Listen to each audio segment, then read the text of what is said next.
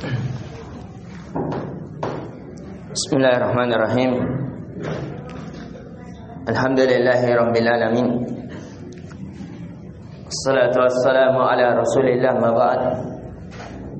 Allahumma anfa'na bima 'allamtana wa 'allimna ma yanfa'una wa zidna ilman.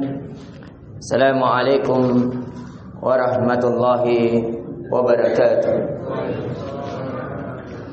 Tidak ada kalimat yang lebih layak membasahi lisan kita, yang dibenarkan oleh hati nurani kita dan dibenarkan pula oleh anggota badan kita, kecuali kalimat syukur kepada Allah yang telah memberikan kepada kita keimanan di tengah banyaknya manusia yang masih terjatuh dalam kesyirikan, yang telah memberikan kepada kita kelezatan dalam beribadah di tengah banyaknya orang-orang yang dilalaikan oleh Allah Subhanahu wa taala, yang telah memberikan kepada kita kesempatan untuk bertafaqquh fid din, untuk bisa duduk sejenak merasakan kelezatan berzikir, merasakan kelezatan duduk di majelis ilmu.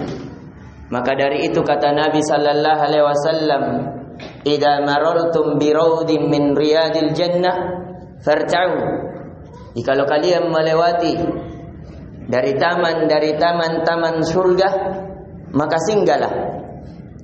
Faqalu, maka para sahabat bertanya, "Ma hiya ya Rasulullah?" Yang mana itu taman dari taman-taman surga yang harus kita singgah?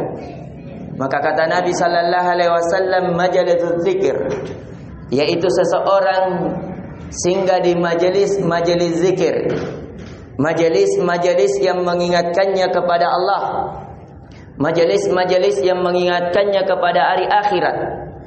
Itulah dari taman-taman surga yang ada di muka bumi. Karena taman dari taman-taman surga, inti kenikmatannya adalah merasakan kenikmatan di dalam dada, ketenangan pada jiwa, dan itu demi Allah tidak dirasakan kecuali dalam kelezatan beribadah. Maka dari itu, ketika kita merasakan hal tersebut, maka berbahagialah. Sesungguhnya itu nikmat dari nikmat yang besar yang mengalahkan dari segala perbendaharaan dunia.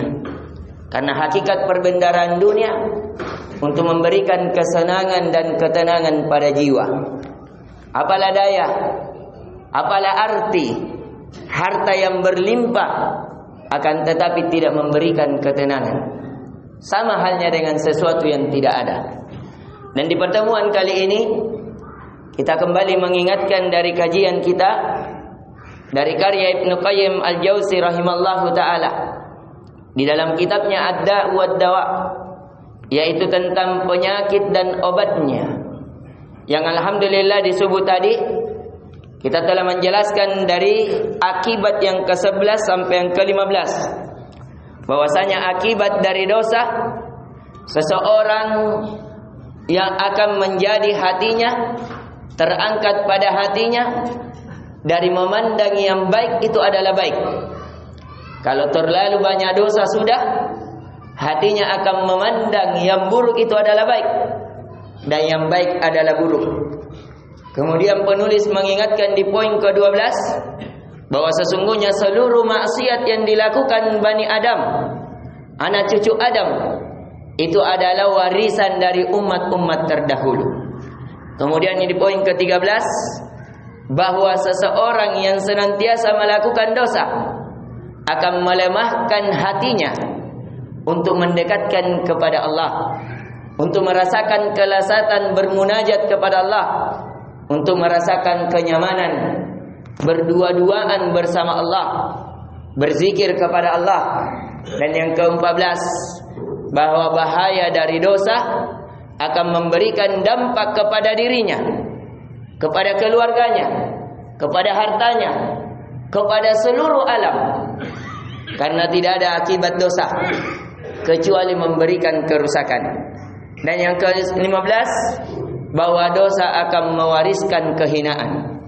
Maka dari itu kita melihat umat-umat terdahulu bagaimana Allah hinakan ada yang dihinakan dengan hujan batu dari kaum Nabi Lut, ada yang dihinakan dengan ditenggelamkan dari kaum Fir'aun dan Fir'aun, ada yang diberikan guntur suara yang keras yang menjadikan telinganya menjadi meleleh, jiwanya, jantungnya menjadi putus disebabkan dosa-dosa yang mereka lakukan. Dan yang sekarang akan kita masuk ke poin ke-16, kata penulis, min adararil ma'asi, di antara mudarat-mudarat yang menimpa dari pelaku maksiat, al-ma'asi tufsidul aqli, maksiat akan merusak akal. Fa inna lil aqli nurun, karena sesungguhnya pada akal itu ada cahaya. Wal maksiatu tatfi'u nurul aqli, sedangkan maksiat akan meredupkan cahaya akal. Walabud, itu pasti dan pasti.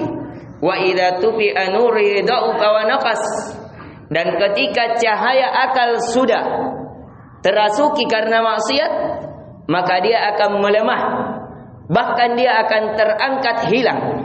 Maka dari itu kita melihat tidak sedikit dari orang-orang yang menganggap dirinya cerdas menjadikan Tuhan dari batu-batu, padahal sama kita yakini dengan secara rasional bahwa batu itu tidak mendengar, padahal dia berdoa dengan batu.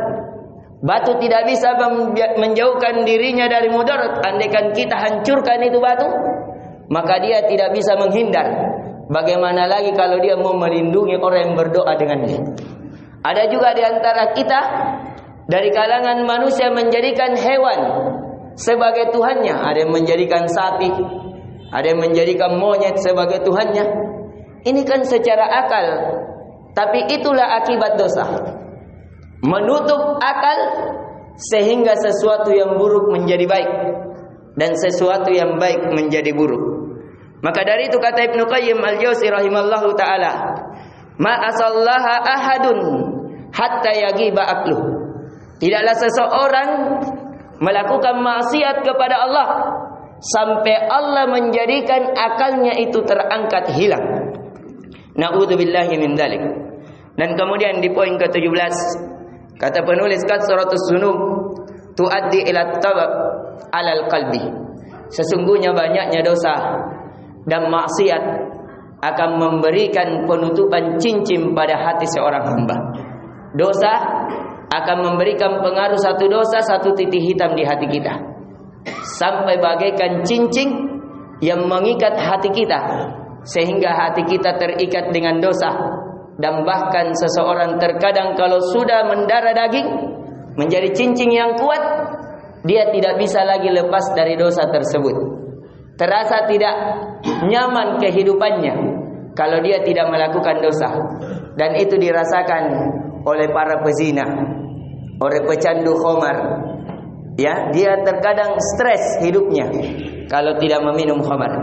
Mungkin ini yang bisa kita berikan karena waktu yang membatasi kita, dari 2 poin tambahan dari yang diingatkan oleh penulis. Inti pelajaran tambahan yang bisa kita petik, bahwasanya maksiat itu akan merusak akal seseorang, bahkan bisa mengangkat akal seseorang.